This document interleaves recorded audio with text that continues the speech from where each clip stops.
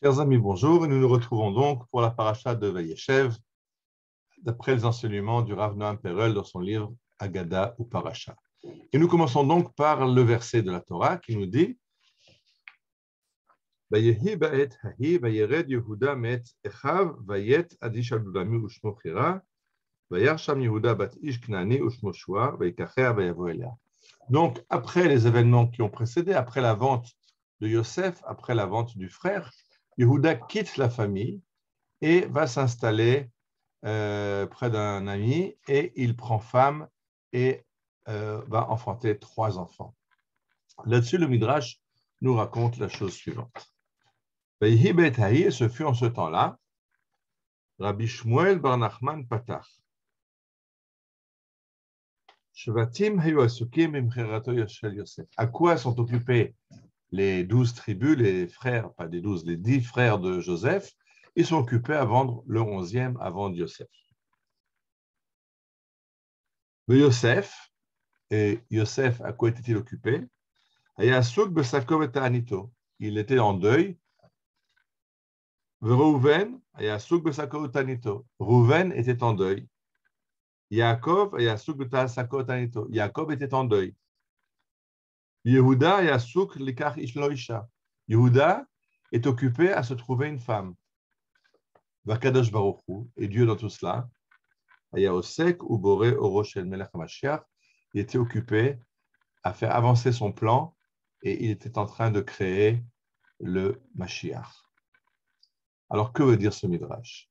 Et là, le Rav Noam Perel nous explique la chose suivante. Des fois, il y a un plan de Dieu dans le monde qui doit avancer.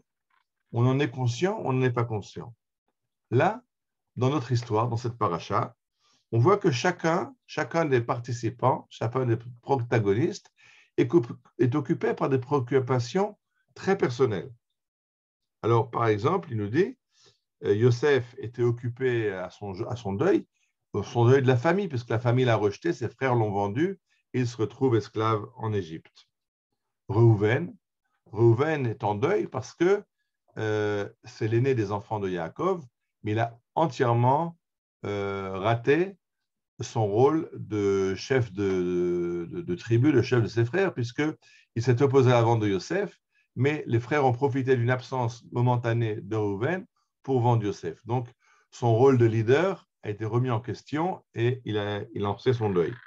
Yaakov est en deuil. Où est son fils bien-aimé Yosef, qui a disparu, ce qu'on lui raconte, c'est qu'il a été dévoré par une bête sauvage. Yehuda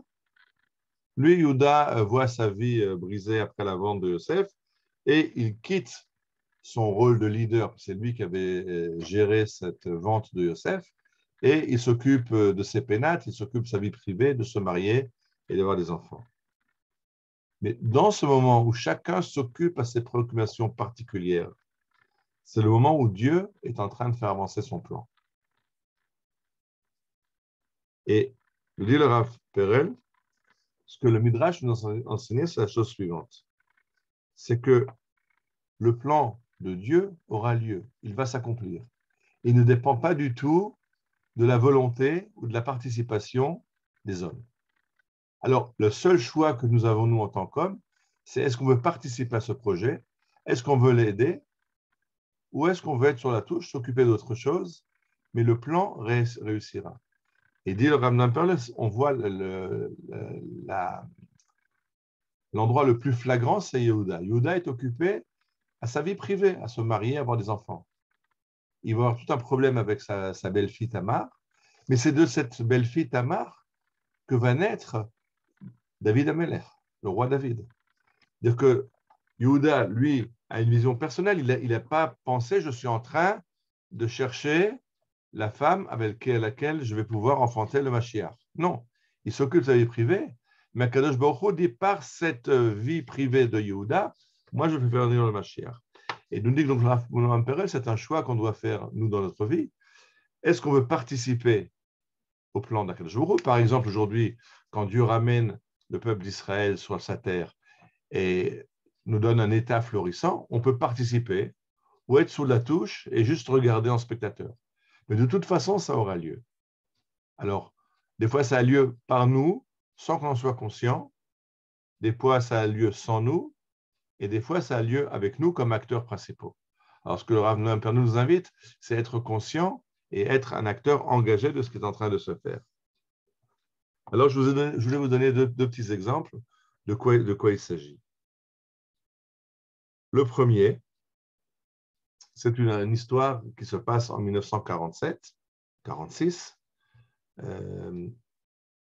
Oui, en 46, en Yom Kippour de 1946, les chefs du Yishuv, Ben Gurion et les dirigeants d'Eretz Israël se rendent compte qu'on va vers un partage de la terre d'Israël entre les Juifs et les Arabes. Et donc, ils veulent avoir le Negev comme partie intégrante de l'État d'Israël. Et pour cela faire, ils créent en une nuit 11 nouveaux villages dans le Negev. Le Negev était pratiquement vide de Juifs. Et donc, c'était évident que l'ONU allait octroyer le désert, le Negev, aux Arabes, puisqu'il n'y a pas de Juifs là-bas. Il n'y a pas de raison de le rattacher à l'État juif. Et donc, en une nuit, on construit 11 villages pour créer une présence juive dans le Negev. Maintenant, le Negev, c'est un désert. Alors, c'est très beau de créer des villages. Mais si on veut faire de l'agriculture, si on veut même seulement boire dans le désert, il faut de l'eau. Alors, on va amener l'eau à partir d'un puits, mais il va falloir amener l'eau vers tous ces 11 villages. Comment le fait-on? Pour avoir cette eau, il faut des tuyaux. Or, il se trouve que Ben Gurion avait envoyé des émissaires dans le monde entier pour acheter des surplus de la guerre mondiale qui pourraient servir à la future guerre d'indépendance, à la guerre que Ben Gurion comprenait qu'on allait devoir mener contre le voisin arabe. Et l'émissaire qui se trouve en Angleterre envoie un télégramme au quartier général en Israël et dit, voilà, les Anglais, ils vendent des kilomètres et des kilomètres de tuyaux moins que le prix coûtant. De quoi s'agit-il? Pendant la Seconde Guerre mondiale, Londres a été bombardée dans le Blitz des Allemands et il y a eu énormément d'incendies dans la ville de Londres et de façon à pouvoir gérer les incendies et les éteindre, les Anglais ont eu besoin de mettre de l'eau partout pour les pompiers, mais ils n'ont pas eu le temps d'enterrer les tuyauteries, donc ils ont posé des tuyaux, des kilomètres de tuyaux d'eau dans les rues de Londres pour que partout il y ait un accès à l'eau pour que les pompiers puissent éteindre les sinistres suite au bombardement allemand. À la fin de la guerre, ils n'ont plus besoin de ces tuyaux. Ça les dérange dans les rues, ils les démontent, ils ne savent pas quoi en faire. Ils les proposent à la vente pour un prix dérisoire. Et Ben Gurion lui dit, ben, achète. Et il achète ces tuyaux qui sont envoyés en Israël et qui vont alimenter les villages qu'on a construits dans le Negev et qui vont être une des raisons pour laquelle l'ONU va donner le Negev à Israël. Est-ce que les Anglais ont mis ces tuyaux à Londres pour pouvoir donner le Negev à Israël? Non. Ils ont mis ces tuyaux à Londres parce qu'ils avaient besoin d'éteindre les incendies de la Seconde Guerre mondiale. Et c'est ces tuyaux-là qui, après, n'ont plus d'usage, qui vont servir à Israël. Ça, c'est comme ça que le Dieu fait avancer son plan. Alors, on y participe en étant conscient, on n'était pas conscient, on ne sait pas comment le monde est géré, mais on peut constater. Des fois, on peut faire volontairement un pas en avant pour aider le processus, mais même si on ne le fait pas, ça aura lieu. La deuxième histoire que je voulais vous raconter m'est arrivée il y a quelques semaines. Il y a eu à Delève, au village où j'habite, une délégation de Makuya qui est venue. Makuya, ce sont des chrétiens du Japon, grand ami d'Israël. Et alors, ils sont venus visiter le village et je leur ai dit, quand on les a reçus, on a fait une réception, un comité de réception où les gens du village se sont joints. Après, chacun est allé dans une famille. Et dans ce comité de réception, j'ai dit à ces Japonais, vous savez, vous êtes ici dans la Samarie, en Yehuda Shomron, dans un village, une implantation d'Olève, et vous savez que c'est grâce à vous. Alors, ils me demandent pourquoi grâce à nous. Et je leur dis parce que y a un peuple qui s'appelle les Japonais. Et ces Japonais, ils ont eu une idée une fois de faire des voitures. Et ils ont construit une voiture une marque qui s'appelait Subaru, qui a construit des voitures et qui étaient des voitures très bon marché, très simples et très bon marché, mais qui étaient de vrais Jeeps. Elles passaient partout.